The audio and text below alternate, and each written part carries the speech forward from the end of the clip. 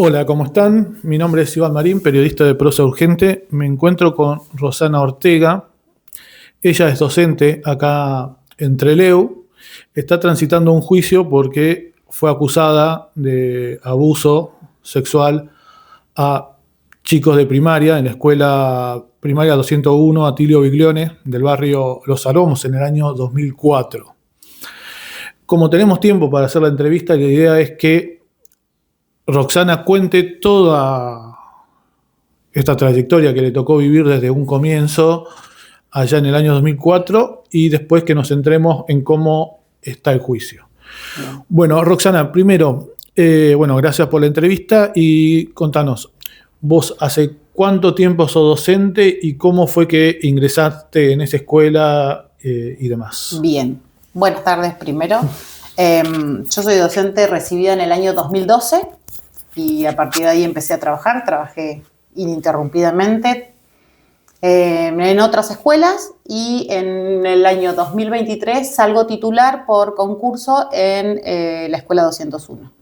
Estuve un mes trabajando en primer grado, me retiro por licencia con maternidad, yo estaba embarazada de 7 meses y vuelvo al año siguiente, en el 2024, y trabajé en esa escuela del 3 de abril hasta el 5 de junio que me apartan de la escuela.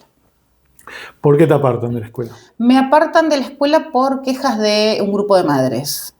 Todo comienza el 3 de abril, van a la escuela y dicen, acá está pasando algo, la seño les grita a los chicos, no los deja acercarse al escritorio. El equipo directivo actúa, obviamente, me acompañan en el aula, me pusieron acompañantes en el aula, más allá de que yo ya trabajaba en pareja pedagógica con algunas compañeras. Se fueron conformes, me avisaron de esta situación, yo estuve de acuerdo de estar con alguien más. Al día siguiente, el 4, la denuncia fue otra, fue la seño le pegó a un niño. Llaman a la madre del niño y la madre lo desmiente totalmente. Esto lo digo porque queda en actas en la escuela, está escrito y firmado por ellas. Por ende, quien te denuncia no es la víctima, la madre de la víctima. Totalmente, me denuncian otras madres diciendo, la maestra le pegó a otro nene. ¿Esto apareció de la nada o ya venías con algún tipo de problema? Nada, 3 semanas antes tuve reunión para entrega de boletines e informes. Fueron las familias, les conté mi forma de trabajo, que me conozcan también, sabían que yo había tenido familia, les conté mi propuesta de trabajo, se fueron muy conformes, no tuve una sola crítica, sumamos ideas de la familia, fueron muchas personas, entonces me extrañó que el 3 venga esta denuncia. Después del 4, que la mamá dijo, acá no pasa nada, a mi hijo nadie le hizo nada, porque yo le pregunté a mi hijo. El día 5, cuando ingreso, yo ingresaba media hora más tarde porque tenía periodo de lactancia. Cuando ingreso, habían mamás en la entrada y habían un medio de comunicación. Me piden que entre por la puerta del costado para no confrontar porque las mamás estaban enojadas y decían que me iban a sacar de los pelos. Me hacen entrar por la puerta del costado, horrible la situación porque yo no tenía por qué hacerlo, era mi escuela, era mi trabajo. Comienzo a dar clases como siempre, los chicos no faltaban, de hecho habían 2 o 3 que faltaban mucho y con un trabajo institucional logramos que vuelvan a la escuela. ¿Cuántos chicos cursaban 20, en ese curso? 20 chicos. Bien. Alrededor de 20. Entonces todos los días teníamos 16, 17, 18 niños, no es que había alguien que faltaba habitualmente y demás.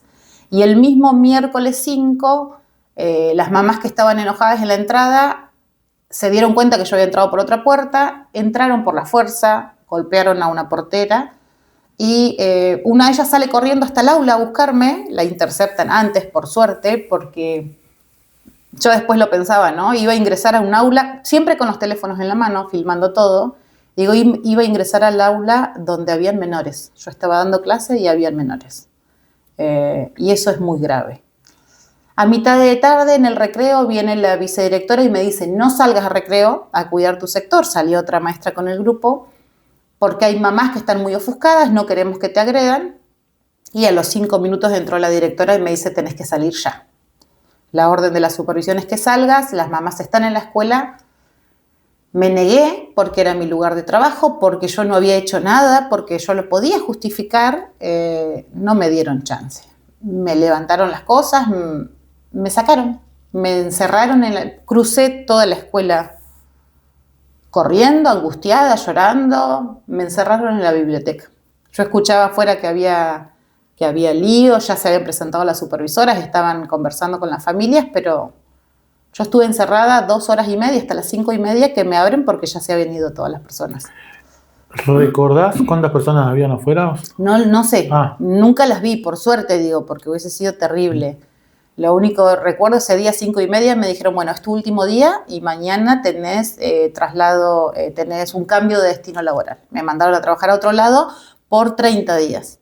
En esos 30 días dice, vamos a investigar qué pasó y si no pasó nada y está todo bien, como creemos que fue un malentendido, a los 30 días volvés al aula. ¿Quién lleva adelante esa investigación? La supervisión. La supervisión. La supervisión de nivel primario. Bien. ¿Y a qué conclusión se llega? A ninguna, porque no se hizo. ¿No se hizo la investigación? No se hizo. Ellos tienen, la disposición era por 30 días. En 30 días no se hizo. Absolutamente nada. Tenían que citar a las madres. Entiendo que a mí, el equipo directivo, no se hizo. Y cuando estábamos prontos a volver, que se cumplían los 30 días, cae la denuncia por supuesto abuso sexual simple. Pasamos de una denuncia relativamente común, en el sentido de que puede haber maltrato en alguna escuela o no, que vos de todas formas desmentís, a una denuncia mucho más grave, ¿no? Que tiene que ver con el abuso sexual. Totalmente inesperada para vos. Totalmente, porque yo tenía ganas de volver, porque los chicos de un día para otro dijeron, y esto lo contaron también el equipo directivo, ¿por qué mi seño no viene? En esto de que los chicos vuelvan a la escuela, yo todos los días los despedía, les daba un beso, les daba un abrazo, con algunos nos hacíamos puñitos, porque no a todos les gusta dar besos y es respetable. Y yo los esperaba y les decía, te espero. Entonces, cuando yo no fui más, dijeron, ¿por qué no viene la seño? ¿Por qué no volvió la seño? Y ahí empezaron, a la seño se la llevaron detenida, la seño no está, no sabían qué había pasado.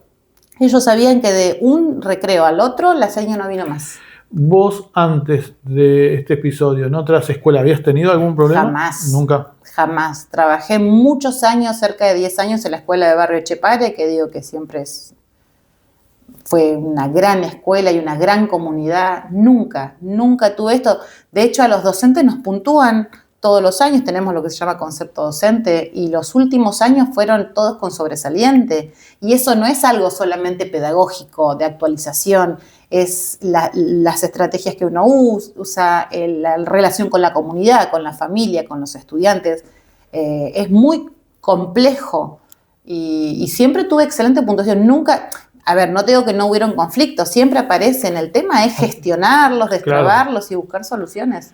Pero nunca, jamás en este tenor, nunca. Roxana, el 5 de junio del 2024 vos te tenés que ir de la escuela. Sí.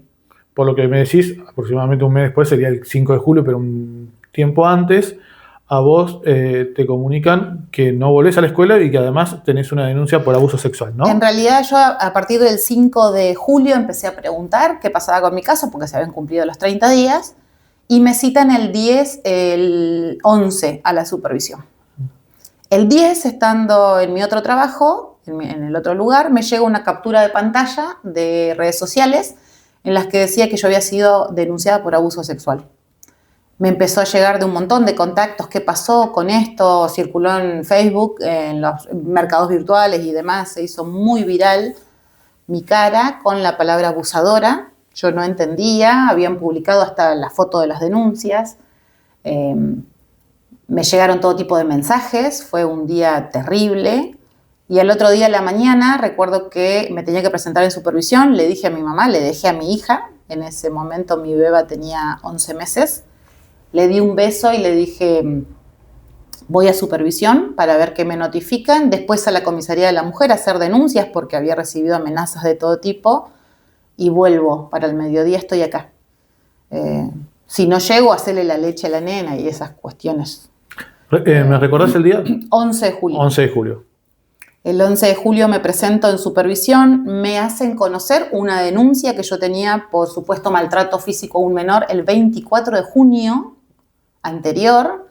que lo primero que dije es ¿por qué no me avisaron? Nadie me notificó, porque no me notificó la policía en ese momento, no me notificó el equipo directivo, no me notificó la supervisión. ¿Esa denuncia qué decía? Esa denuncia decía que yo pellizcaba a un nene, que lo pellizcaba y lo ponía contra la pared como penitencia. ¿A uno solo? A uno solo. ¿La denuncia la hizo la madre de ese nene? Sí, la madre y el padre. Bien. A raíz de los dichos del menor, van a la comisaría tercera, entiendo, y realizan la denuncia. Bien. Entonces ahí interviene Servicio de Protección de Derechos y demás, y le asignan una psicóloga. Y lo que cuentan es, el día anterior a ir a la psicóloga, la mamá le estaba recordando que tenían que ir, y el niño le devela el supuesto abuso sexual. La seño me toca la cola. Me anoticio en ese día sentada en supervisión. Yo me acuerdo clarísimo que me acompañaban 2 familiares míos, mi sobrino y mi suegra, porque yo no podía estar sola. Y llega un policía, un comisario, y me dice, señora, tenemos que proceder con su detención. Tenemos que ir a su casa y hay gente en su casa esperando, vamos a allanar su domicilio. Fuimos, abrí la puerta en conformidad, digamos, yo tenía las llaves y allanaron mi domicilio. Vino la oficial a cargo y me preguntó si quería que me lea la denuncia. Yo le dije que sí, porque no la conocía, no sabía de qué me estaban acusando. Me dijo que antes que nada deje el teléfono arriba de la mesa porque lo necesitaban. Y ahí escuché los horrores que narraban esto de que había abusado supuestamente de 2 niños y había un tercer niño que era testigo, que yo los hacía quedar en los recreos y que les sacaba fotos. Entonces, lo que ellos buscaban era todo aparato electrónico, teléfono, computadora, tablet, que pudiera guardar algún tipo de archivo. Esta segunda denuncia, ¿no? ¿En qué fecha fue presentada? Las denuncias concretas por abuso sexual fueron presentadas el 10. Claro, que fue cuando empezó a circular en redes sociales también, de manera inmediata. Ya había empezado un día antes, cuando esta mamá dijo el 9, mi hijo dijo que la seño le tocó la cola. Se comunica con las otras madres del grado para ver si a alguien le había pasado algo similar. Tenían un grupo de WhatsApp. Y hay una mamá, esta mamá que dice, mi hijo me dijo, me tocó la cola y a 2 compañeros más. Nombró a 2 compañeros, que en realidad los nombró después de que ella les mostró una foto, que lo declaró ella. Se comunica con las otras madres y supuestamente los otros 2 niños hablan y dicen esto también. Graban a sus hijos y esos audios a las 11:30 de la noche los viralizan, los suben a los grupos de WhatsApp y circularon por todas las redes sociales.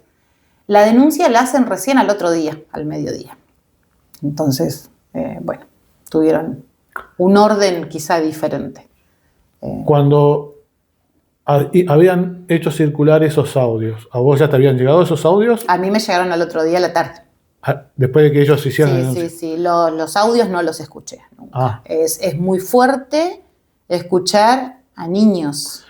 Y lo primero que yo pensé es, ¿en qué condiciones se graban? Porque la misma madre decía, son las 11:30 de la noche. Y uno dice, un niño, una niña está durmiendo a esa hora. De hecho, después las madres relataron, yo me asusté tanto que desperté a mi hija y le pregunté si le había pasado algo, dijo una mamá. Y mi hija me dijo, no, mamá, no pasó nada, es imposible.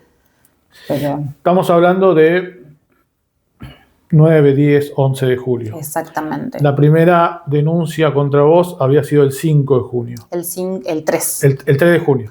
El 3, la seño me grita, les grita. Claro, el 5 de junio fue cuando algunos padres fueron. Sí, te hago una consulta. Esos padres o esa familia que motorizaron esas primeras denuncias, ¿son los mismos que después hicieron la denuncia por abuso sexual? No. Hubieron 2 personas, y hoy lo digo lamentablemente con certeza, hubieron 2 personas que instigaron y hostigaron a las madres a denunciar. Y lo digo hoy con certeza porque, después vamos a hablar, acaba de pasar el debate oral, y hubieron 2 madres que se sentaron a declarar. Nombraron a 2 personas y dijeron, nos obligaban a que vayamos a declarar, a denunciar, porque nos decían, esto les pasó a todos los chicos. Un audio decía que la seño maltrataba a todos. Entonces, todas juntas tenemos que ir a denunciar, y se organizaban para ir a la comisaría, para que las otras denuncien. Ellas nunca denunciaron. Ellas empezaron toda esta movida y después se corrieron. Las 3 madres denunciantes el primer día no estuvieron, de hecho. Bien, bien. Bueno, no es un detalle menor esto porque todo pudo haber comenzado, en realidad todo comenzó por lo que vos me estás comentando, por una denuncia por maltrato que después derivó en algo mucho más grave y esa denuncia por maltrato no, en principio, por lo que me estás comentando, no habría ocurrido con los hijos de la supuesta que motorizaron todo Totalmente, eso. sí. Paralelo a eso, lo que se dijo siempre es queremos que vuelva al seño anterior. Había una seña con un nombre muy particular y ellos querían que vuelva esa seña porque era mejor, porque según ellos era más cariñosa, era otra persona. Y es lógico, a ver, Sí, somos personas gustos diferentes, hay gustos. Lo que les explicó el equipo directivo en su momento fue: Roxana es titular de la escuela y no por una queja la vamos a sacar, tiene que haber un proceso. Se fueron conformes el primer día y al tercer día explotó.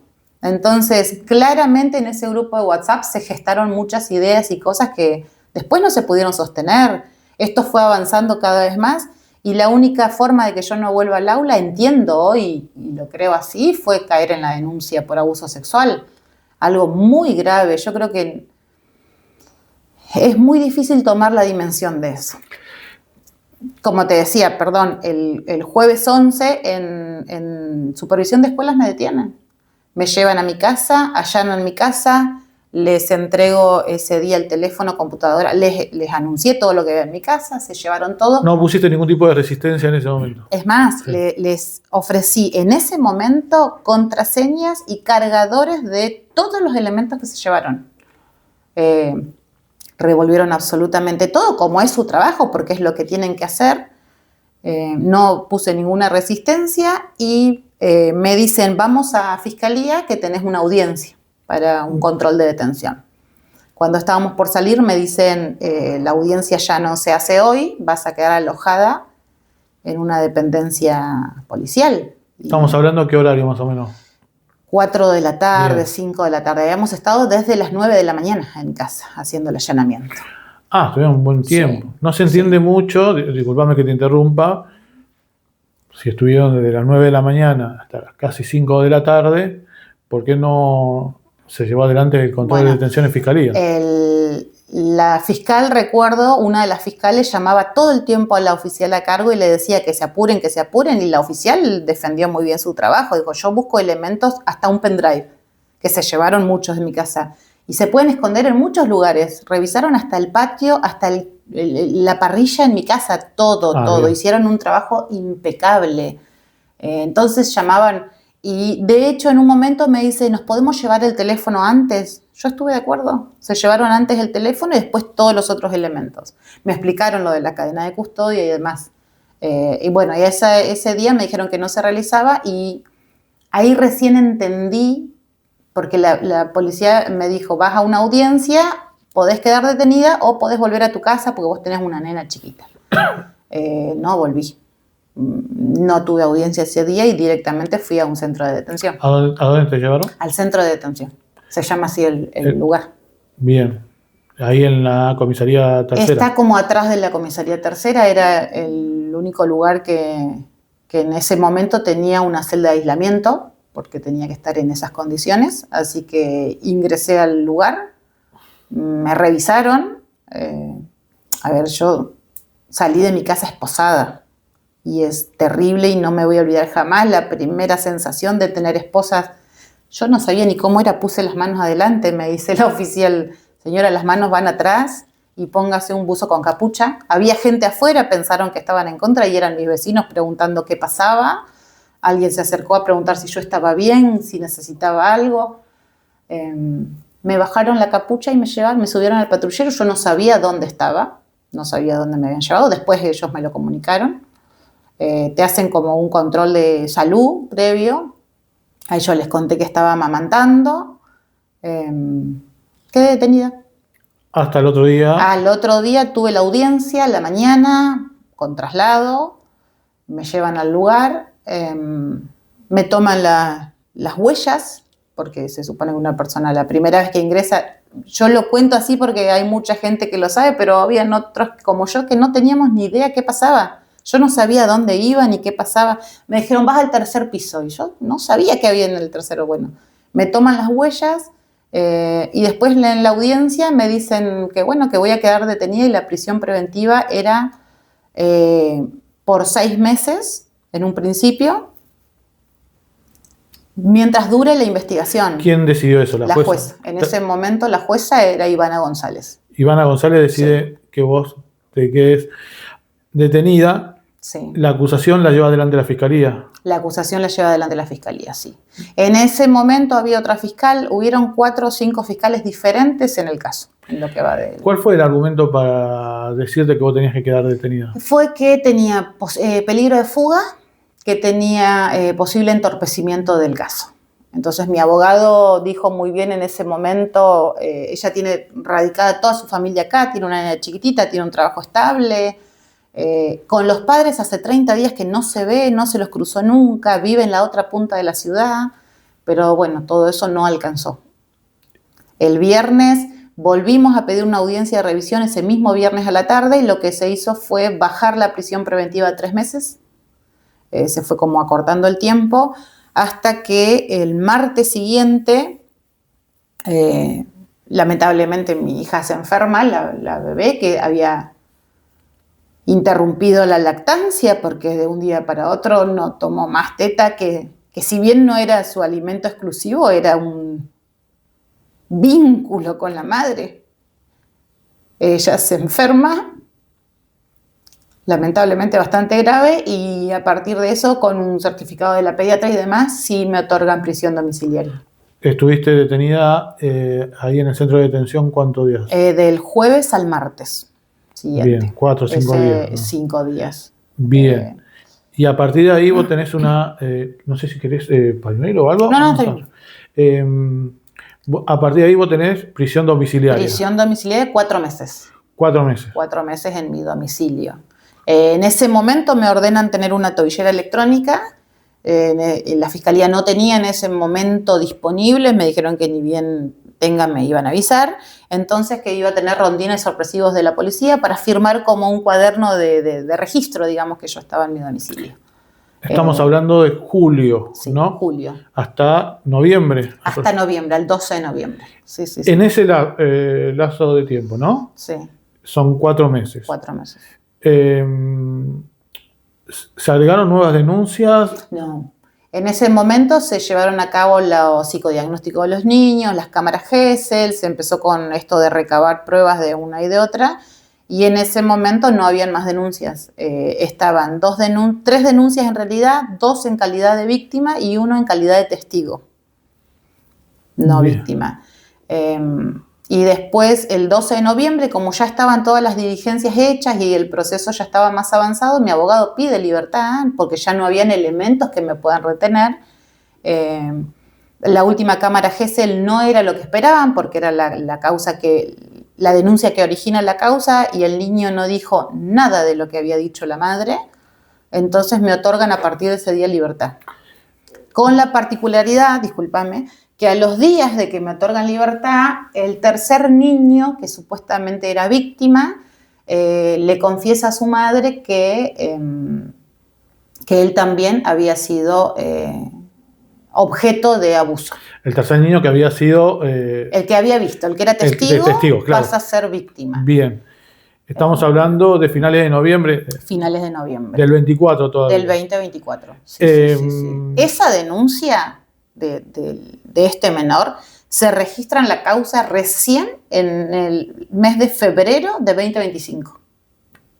Llamativo, ¿no? A ver, yo, mamá, estoy escuchando que mi hijo me dice, a mí también me pasó, a la seño también me tocó, y lo denuncio 3 meses después. No me parece. A ver, yo, mamá, voy al otro día a las 8 de la mañana a hacer la denuncia. Y más ya estando en una causa, más sabiendo ya cómo era el procedimiento. En las denuncias, ¿no? ¿Qué describen los chicos? Que vos los abusabas en la escuela, digamos. Los abusaba en la escuela. Describen que esto pasaba en realidad, vos me preguntás por lo que dicen los chicos, claro, que sí, es sí. diferente. Sí. 2 chicos dicen que pasaban los recreos, la seño no nos dejaba salir. Uno dice me pasaba a mí solo, la seño me tocaba. Para que veas las inconsistencias y las cosas raras. Dice, la seño me tocaba la cola. Bien, ¿y vos qué estabas haciendo? ¿Dónde estabas? Yo estaba sentado. Bueno, primera cuestión, ¿cómo le toco la cola si está sentado? Después el niño dijo, la seño me maltrata. La seño me pega con palos, con piedras, con una regla, me da contra la pared, me hace esto, me pellizca, me tira los pelos. A la psicóloga no le pareció nada raro y asentía todo lo que decía hasta que dijo me toca la cola. Cuando el niño dijo me toca la cola, ella le preguntó ¿y cómo te toca la cola? ¿Y dónde te tocó la cola? Y 6 preguntas seguidas de cómo le había tocado la cola. O sea, no importaba si le había pegado con un palo, si le había pegado con una piedra, si lo había pellizcado, no importaba. ¿Los otros chicos denuncian cosas parecidas? Otro nene dice, primero dijo a mí no me hizo nada, le hizo a ellos 2, pone a otros 2 compañeros. Y la tercera denuncia, bueno, la segunda, la tercera, dice me pasaba a mí sola. Perdón, a todos. O sea, un niño dice me pasaba a mí solo. La niña en este caso dice nos pasaba a todos en horario de clase. La señora nos maltrataba a todos. Y el tercer niño dice le pasaba a ellos 2. O sea, es una incongruencia total. Lo del maltrato en horario de clases, infiero que si no hay más denuncia por parte de otros familiares, ¿no? de otros estudiantes, debe haber quedado desacreditado. En realidad es raro porque la nena empieza diciendo, nos maltrataba en horario de clase cuando poníamos la fecha, ¿no? Y cuando uno ingresa en el turno tarde, lo primero que hace es poner la fecha. Y yo conté, y está acreditado, que yo entraba más tarde. Muchas veces no ponían la fecha conmigo, primero. Y segundo, dijimos lo mismo. Si esto nos pasaba a todos, supuestamente, ¿por qué ninguna de las otras 20 familias vino a plantear por qué maltratas a nuestros hijos? La otra consulta que te quiero hacer sobre ese tema, sí. Sobre esa cuestión específica es, ¿ellos dan un número de cuántas veces supuestamente habían ocurrido estas cosas? Uno de los niños dice pasó 2 veces y después pasó una, en la misma cámara Gesell. La niña dice esto pasó muchas veces. Y otro de los niños dice, esto pasó, y lo mostró él, 5 veces, y al repreguntarle a la psicóloga dijo, creo 10, y mostró los dedos, porque no contaba él de corrido. Bien, ¿por qué te pregunto esto, no? Porque, digo, si pasó tantas veces como dicen, se me hace, ¿no? Yo también soy docente, y bueno, y por lo que uno estuvo leyendo del caso, que es muy complicado que ocurra algo así en una escuela sin que nadie vea nada. Exactamente. Ustedes en el recreo están obligados a salir, ¿no? Sí. Eso es parte del protocolo. Exactamente, un protocolo de escuela primaria que ya está hace años y mucho más después de pandemia. A ver, siempre digo, no es casual, nosotros llevamos a toda la escuela de testigo. Los docentes, todos mis compañeros de equipo directivo y porteros. ¿Por qué? Porque acreditaron que salíamos todos al recreo porque cada uno tiene un sector para cuidar. Además, en el recreo los porteros realizaban tareas de limpieza en las aulas, sacaban las tazas de la leche y demás. Entonces era imposible que alguien se quede. Nosotros en el turno tarde éramos 6 docentes, 3 cuidaban adentro y 3 en el patio. Si faltaba una, nos veíamos enseguida que alguien faltaba. Entonces era imposible, estábamos a cargo del cuidado de los niños. Ustedes siguen laburando en el recreo también. Totalmente. Y una vez me lo preguntaron, ¿van y se toman un mate, un café? No, nosotros seguimos trabajando porque somos responsables civiles de esos niños. No podemos evitar que ocurran accidentes, tratamos de hacerlo, pero si pasa algo tenemos que estar ahí para atenderlos. Y en tu caso en particular, ¿a vos qué te tocaba en el recreo? Era rotativo. Una semana me tocaba el Zoom, otra semana el escenario, otra semana en el patio. Teníamos ya un cronograma pegado en cada aula y en el Zoom de la escuela donde se decía qué lugar iba a cuidar cada docente. Por ende, ¿no? Uno imagina que si falta un docente en el lugar que corresponde, el resto se da cuenta. El resto se da cuenta y además queda desprotegido ese lugar. Totalmente desprotegido de ese lugar.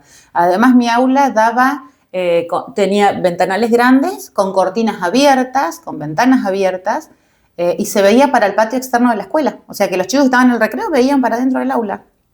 Ah, bien. Era imposible que alguien se haya quedado en el aula y además tantas veces. Y no solamente los chicos, sino las personas adultas. Exactamente. Que en este caso Nosotros eran mamás. antes de salir con los más chiquitos formábamos, hacíamos un tren. Entonces a medida que se iban formando les iba diciendo, bueno, agarren la campera, la botellita de agua, llevaban algo para comer, galletitas, para que nadie vuelva. Salíamos en fila. Para formar lo mismo, por una cuestión de que si salen todos corriendo se chocan, hay accidentes. Me esperaban en el lugar en el que yo esté, formaban y entrábamos todos juntos. Estábamos hablando de niños de 7, 8 años Exactamente, aproximadamente. 7 y 8 años. ¿Qué denuncia de golpes hicieron? Supuestamente los pellizca. Primero le agarró del brazo a un niño, que fue la mamá del niño, y dijo, a mi hijo no le pasó nada. Después el otro niño dijo, me pellizcaba en el brazo, me pisaba los pies, me lastimó, me daba pisotones, me pegaba con la regla. Y recuerdo que lo que primero pensé fue, ¿y las marcas? Yo como mamá no me voy a dar cuenta que mi hijo está lastimado, marcado, no voy a preguntar qué pasa. Y también lo pienso todo el tiempo como mamá. Es raro que no lloren, griten. Un chico que la pasa mal en la escuela o en otro lugar no quiere ir. Entonces empieza con que le duele la panza, con que no quiere ir a la escuela. No faltaban nunca mis estudiantes. Y cuando yo entraba, que entraba más tarde, ellos se levantaban del banco y me venían a abrazar y me daban un beso y se peleaban por llevarme el bolso, la cartuchera. Yo, es más, a propósito llevaba todo en la mano porque yo sabía que ellos me venían a sacar las cosas. Me ponían la cabeza porque yo les daba besos de cabeza, decíamos. Entonces esas muestras de afecto genuinas que hacen los estudiantes, si están mal no lo hacen, se corren, se esconden, no quieren ir, están en la escuela y dicen que se descompone y vos llamás a alguien, no pasaba, no habían signos de alerta en la escuela. Roxana, esas denuncias que hicieron por supuestos pellizcones y demás, después ¿se profundizaron las denuncias? ¿Hicieron otro tipo de denuncia o quedó en eso? No, quedó en eso. Después saltó a lo del abuso sexual. Después saltó lo del abuso. Sí. Que eso, bueno, ¿cómo fueron esos primeros días? ¿Cómo lo transitaste? ¿Qué días? Y bueno, a partir de la detención y después la detención en tu casa. La detención fue terrible porque era un lugar que no conocía, con otras condiciones. Recuerdo haber tenido mucho miedo porque vos no sabés lo que te espera. Me revisaron cuando ingresé, estuve en una celda de aislamiento muy limitada, pero entendía que era el recurso que estaba disponible. No pude ver a mi familia en ningún día de detenida, no porque estuviese aislada, sino porque el mismo lugar se tenía que organizar con las visitas y demás. Fue muy duro. Uno en el día a día hace 1000 cosas y el tiempo vuela y ahí adentro no haces nada. Yo recuerdo que estiraba las 2 manos y casi tocaba las 2 paredes de la celda. Entonces, y preguntarme por qué. Y yo pensaba el primer día, si ya se llevaron mi teléfono, se van a dar cuenta que esto es mentira porque no hay ninguna foto de ese tipo en mi teléfono y me van a venir a buscar y me van a decir que esto fue un malentendido. No pasó, fueron días en los que uno no duerme, no come, no porque ellos te brindan comida todos los días, pero el estómago de uno está cerrado. Fue muy, muy difícil. Fue un alivio muy grande volver a mi casa con mi hija, por supuesto, hasta el día de hoy la tengo pegada todo el día, pero también estar en tu casa y yo me acuerdo que pensaba, si viene la policía un día y yo no la escucho porque me estoy bañando y no firmo el cuaderno, me llevan detenida. Después entendí que no era así, pero ese miedo que yo tenía a volver a ese lugar era terrible, terrible, terrible. Uno nota, hoy en día, 2 años de la causa, un fuerte acompañamiento del colectivo docente de tus compañeros, ya sean docentes de primaria, secundaria, a nivel inicial. En esa primera instancia, ¿cómo fue? En esa primera instancia, todo el equipo de la escuela siempre estuvo de cerca. Nadie podía entender cómo habíamos llegado a una detención. Las chicas no sabían bien qué había pasado porque el equipo de supervisión no les había informado. De hecho, el día que a mí me detienen, ellas pasan una situación muy trágica en la escuela, que también los padres se presentan en la escuela y no las dejaban salir, estuvieron hasta las 8:30 de la noche encerradas. Entonces le iba cayendo la información a cuentagotas, se enteraron por redes sociales. Y después sí me llenaron de mensajes que estaban conmigo, gente conocida, amigas de toda la vida, no lo dudaron un segundo. Y con el correr del tiempo se fue sumando mucha gente. Mucha gente. Hoy, por suerte, tengo un apoyo muy grande. Me llegan muchos mensajes a partir del juicio también, todos los días. Se hace sentir y es muy bueno. Bueno, en noviembre vos recuperás la libertad. Sí. ¿Cómo continuó la causa a partir de ahí? Y la causa vencía el plazo de investigación a principios del año siguiente. Hay una abogada que toma la causa. Ellos, la parte denunciante, no tenían abogado, representante, solo estaba la fiscalía. Viene una abogada particular, toma la causa y pide 4 meses más extra. Ya se habían estirado esos 6 meses. Pide más plazo de investigación porque recién había tomado la causa, 2 días antes de que esto venza. Se lo otorgan y eso fue un quiebre porque yo creía en la justicia en el sentido de los términos. Si la investigación son 180 días, son 180 días. Y bueno, no, se empezó a estirar y veía como que se alargaba muchísimo. Y no habían avances, no había algo que requiera de más tiempo. Ya me hicieron exámenes mentales a mí, a los chicos, habían hecho la GESEL, habíamos hecho todo lo que teníamos que hacer. Siempre estuvimos a disposición. Entonces, seguir estirando fue muchísimo. Y después de todo ese tiempo recién llegamos este año, después de la feria judicial. Disculpa que te interrumpa. Pasó un año, perdón, estoy en el tiempo. Pasó un año en el que completaron diligencias porque se ordena repetir una cámara GESEL. En realidad no repetir, sino ampliar. Con esta nueva abogada. Con esta nueva abogada y a partir de la denuncia de este niño que era víctima, de este niño que era testigo, que pasa a ser supuesta víctima, se ordena ampliar esa cámara GESEL, porque él había declarado como testigo y le había dicho a una psicóloga de servicio de asistencia a la víctima, yo tengo algo más que contar. Se vuelve a tomar esta cámara GESEL un año después que se tomó la primera y el niño vuelve a decir lo mismo. La jueza dijo, bueno, céntrese en qué más quiere contar y en realidad no contó más que eso. Escribió el niño en un papel, la seño me manda al rincón. En esa segunda declaración no habla de abuso. Sí, habla de abuso, pero era exactamente lo mismo que había dicho antes. Pues entonces fue medio innecesario. No había un elemento nuevo. Bien. Recuerdo que fue mucho más cortita que las anteriores y eso estuvo en el medio del año y llegamos a diciembre y en diciembre nos dicen, bueno, llegamos al final, presenten sus testigos y vemos si se eleva la causa a juicio o no. Y ahí decidieron que se elevaba. Ahí decidieron que se elevaba y discutimos pruebas, testimonios y testigos. Bien. En todo este periodo de tiempo, a vos te asignaron otra tarea, ¿no? Estás trabajando en otro lugar. Sí. ¿Cuándo comenzó el juicio? El juicio comenzó los primeros días de... Agosto sería. Agosto, claro, el 3 de agosto, lunes 3 de agosto. Bien, ¿y cómo fue transcurriendo el juicio? Fueron en principio pactadas 10 sesiones del 3 al 14 porque se toman solo días hábiles. La primera semana y un poquito de la segunda fueron todos testigos y pruebas de la fiscalía y de la querella y después nos tocó el turno a nosotros con todos nuestros testigos. Eran jornadas pautadas en principio de 9 a 5 de la tarde.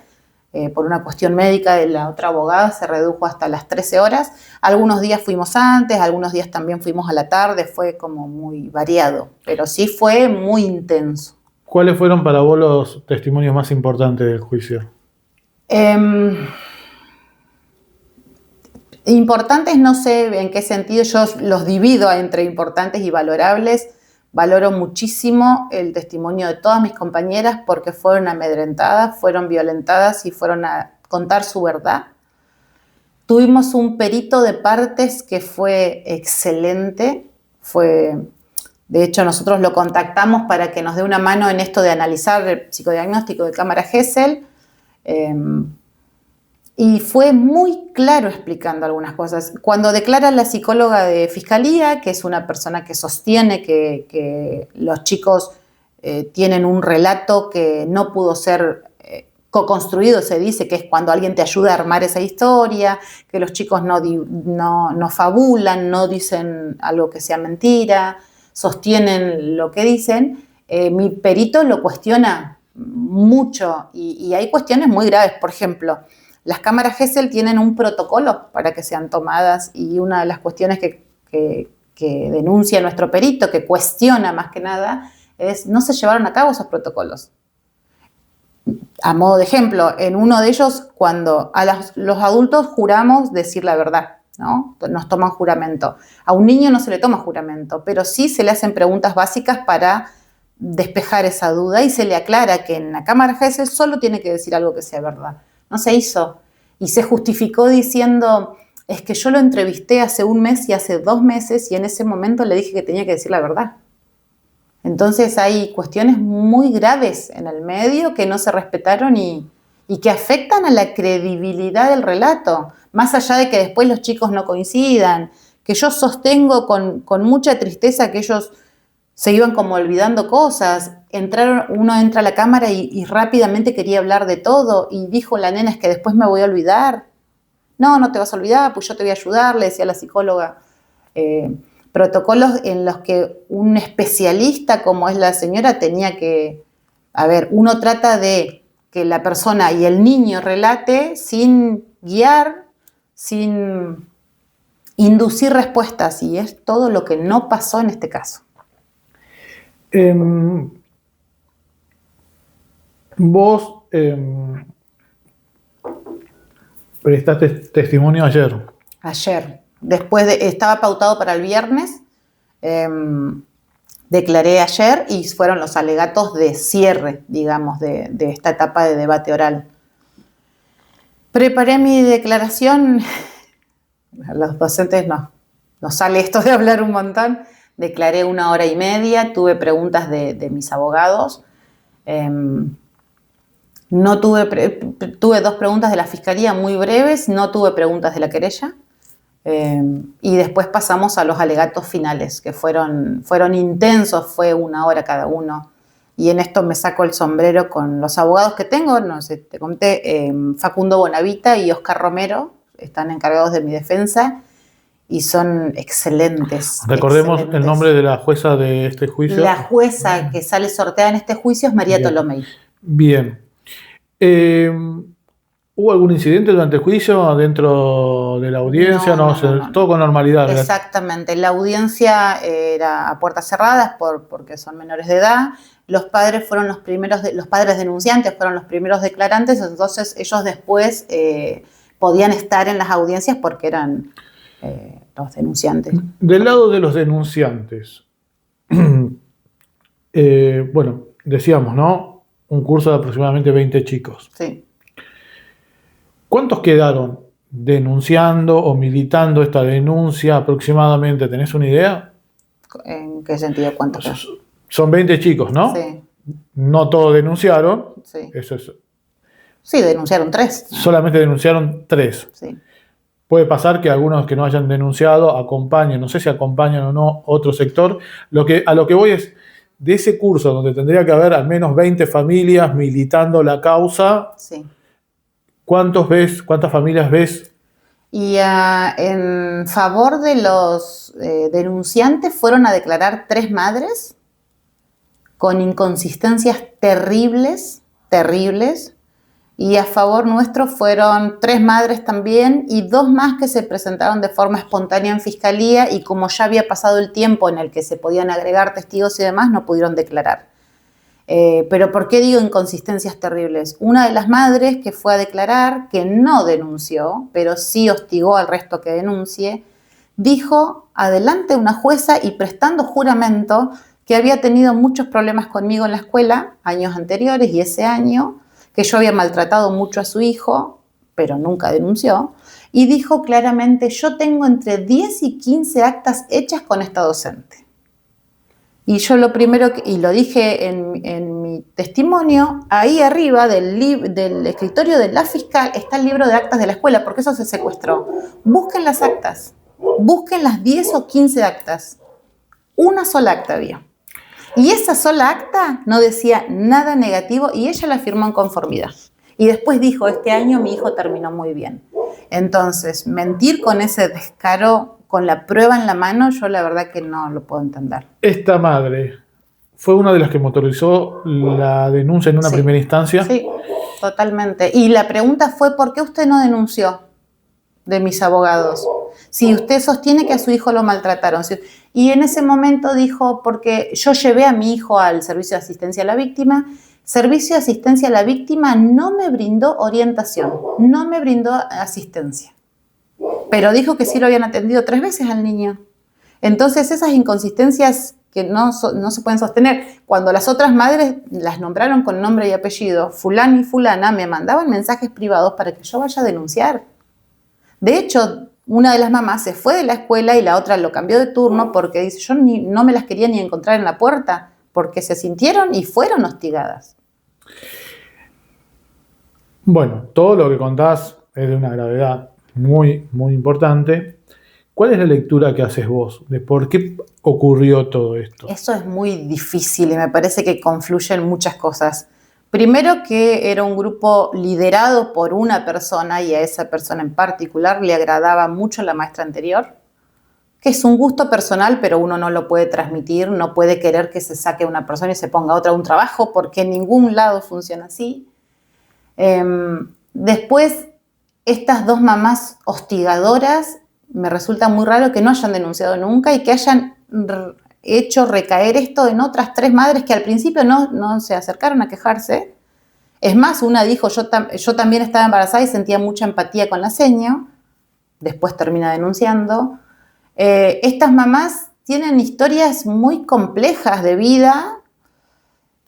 Yo no puedo hablar más de ello porque no lo conozco, pero lo que sí puedo dar fe es que una, por ejemplo, dice, mi hijo está muy mal y su hijo está bien. Y yo lo celebro que vaya a la escuela, que vaya contento. De hecho, yo lo pedí en mi teléfono, habían fotos de los niños, sí, grupales.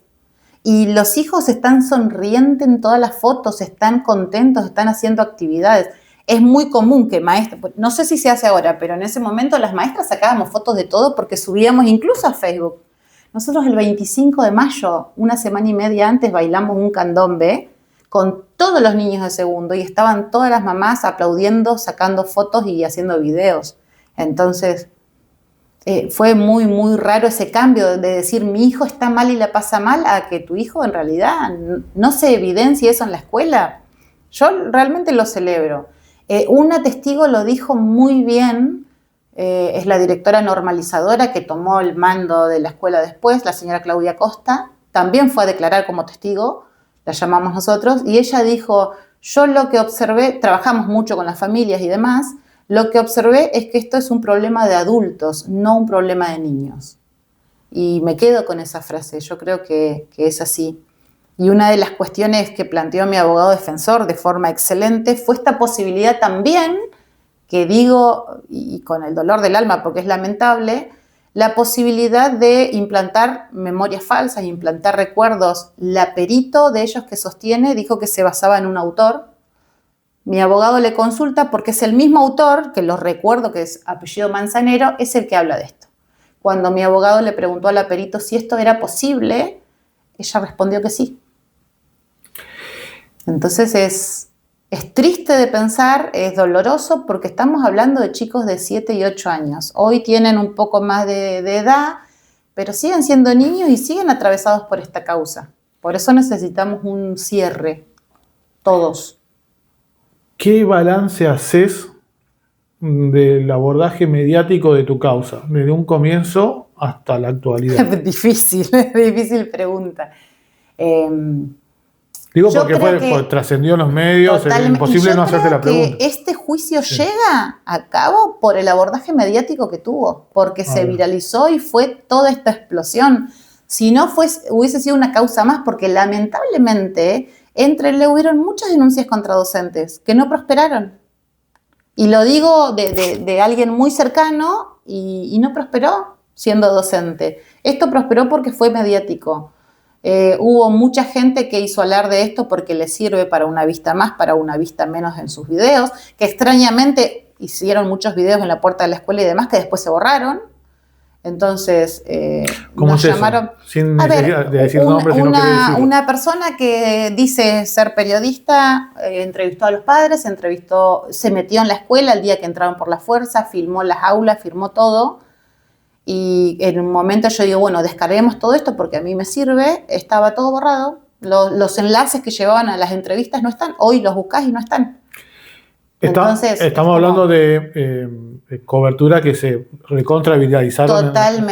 Totalmente. Y en ese momento no se cuestionaba, parecía una verdad absoluta. No se cuestionaba y era eso, no, porque lo dijo fulana de tal, entonces debe ser cierto. Después sí nos fueron contactando de otros medios con otro tinte. Recuerdo, sí, entrevistas radiales con no sé si se puede decir. Sí. Perfecto. Total libertad. Me llama de la producción del señor Di Filippo a la mañana. Yo me reía porque como docente y militante de muchas causas, muchas veces no estuvimos de acuerdo, pero siempre lo digo, el señor tuvo una objetividad excelente, me entrevistó, me hizo muchas preguntas y él fue uno de los que planteó, ¿pero qué pruebas hay para que esté detenida?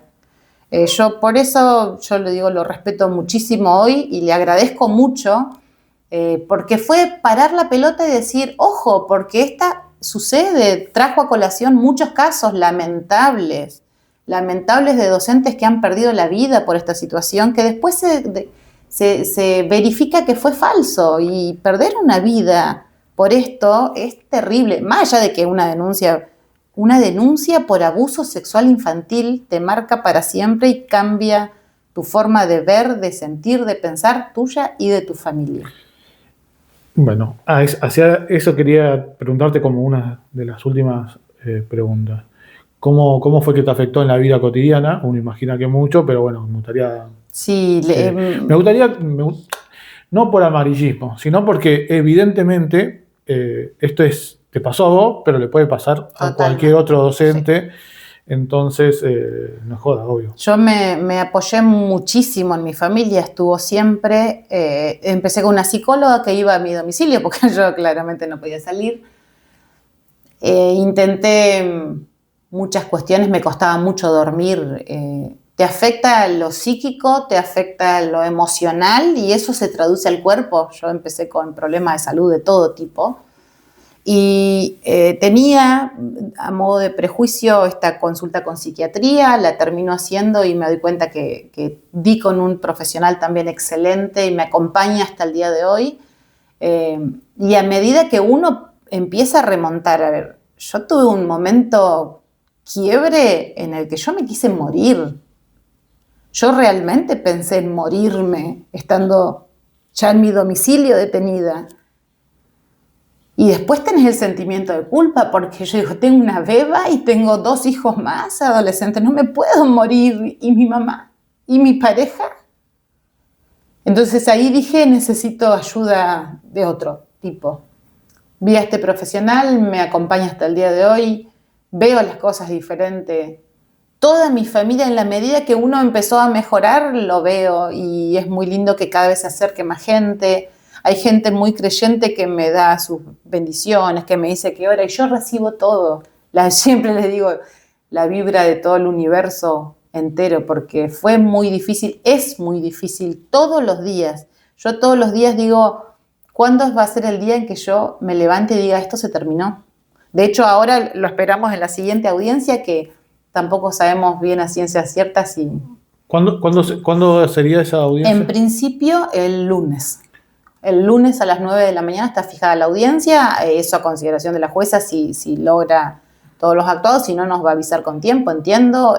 Esta parte se resolvió con mucha seriedad y mucha organización, entonces espero que, estoy segura que va a ser así.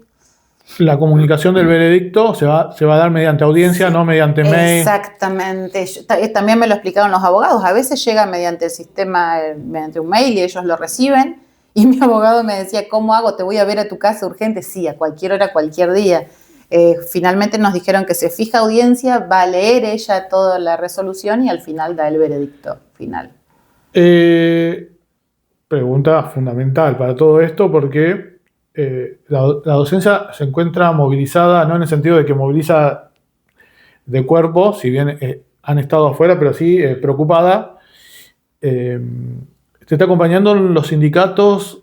Yo creo que ahí hay dos cuestiones. Primero, la docencia en general, nos dimos cuenta a pesar de esto y de otros hechos después de otra escuela que estamos totalmente vulnerables, totalmente. Porque antes decías, bueno, te denuncian, prueban algo. No, acá con una denuncia alcanza para que te saquen, para que te aparten. A veces ni siquiera hace falta denuncia, con una simple queja te sacan. Entonces, vulneración total de nuestros derechos. En este momento me acompañan los sindicatos docentes también, se acercaron, estamos pensando en acciones.